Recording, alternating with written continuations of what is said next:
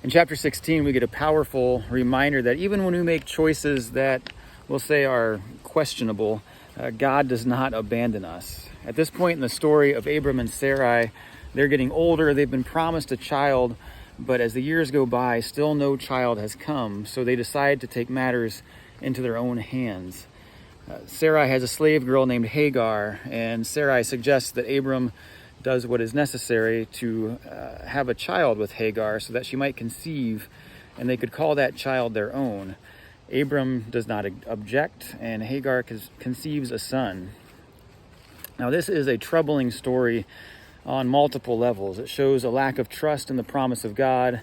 It violates all sorts of boundaries on what we might think is a healthy marriage.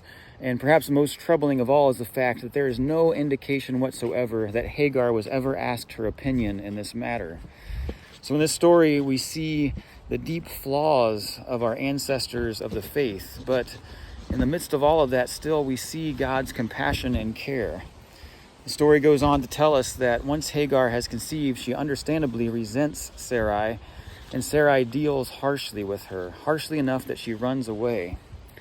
But while in the wilderness, an angel of God comes to Hagar and extends God's promise to her, telling her that from her son a great multitude of offspring would be born. In fact, those of the Islamic faith trace their lineage of faith back through Ishmael, Hagar's son, to Abraham, just as those of us of the Christian faith and those of the Jewish faith trace our lineage back to Abraham through Sarai's son, Isaac, who will show up in a few chapters. But in this encounter with the angel of God, the angel tells Hagar that she is to name her son Ishmael, which means God hears. And she responds by naming the Lord El Roi, which means God who sees.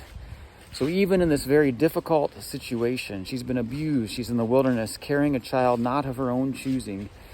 God hears her cry, and God sees her.